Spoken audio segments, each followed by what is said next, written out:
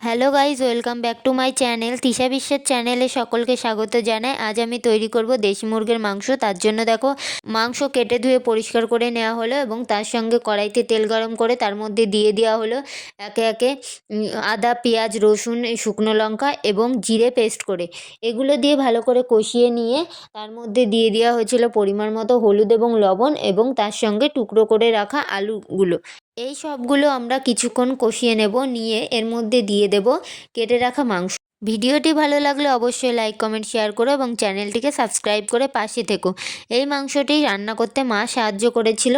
দেখো, মাংসটা দিয়ে ভালো করে কিছুক্ষণের জন্য কষিয়ে নেব এবং এর মধ্যে দিয়ে দিয়েছিলাম দুটো শুকনো লঙ্কা, তার সঙ্গে তেজপাতা, স্বাদ মতো লবণ দিয়ে দিলাম। এরপরে দিয়ে দেবো স্বাদ মতো হলুদ দিয়ে ভালো করে কিছুক্ষণ কষিয়ে নিতে হবে।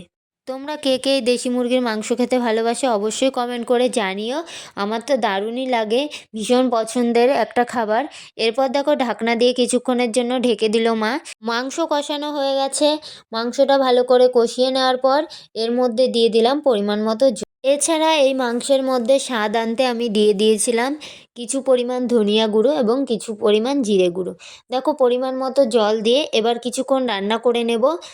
ভিডিওটি ভালো লাগলে অবশ্যই চ্যানেলটিকে সাবস্ক্রাইব করে পাশে থেকো। তোমাদের বাড়িতে রাত্রে আজ কী কী রান্না হলো অবশ্যই কমেন্ট করে জানিও। দেখো, কিছুক্ষণ রান্না করে নেব, প্রায় গ্রেভিটা গাঢ় হয়ে আসছে, মাংসটা রেডি হয়ে গেছে। এরপর এর মধ্যে দিয়ে দেব আগে থেকে কুচিয়ে রাখা ধনিয়া পাতা। তাছাড়া নামানোর আগে মাংসের মধ্যে দিয়ে দিয়েছিলাম দারচিনি, এলাচ, লবঙ্গ, এগুলো পেস্ট করে, যেটা মাংসটাকে আরও বেশি সুস্বাদু করে তুলেছিল। ভিডিওটি আজকে এই পর্যন্ত। ভিডিওটি ভালো লাগলে অবশ্যই লাইক, কমেন্ট, শেয়ার করো এবং চ্যানেলটিকে সাবস্ক্রাইব করে পাশে থেকো। সকলে ভালো থেকো।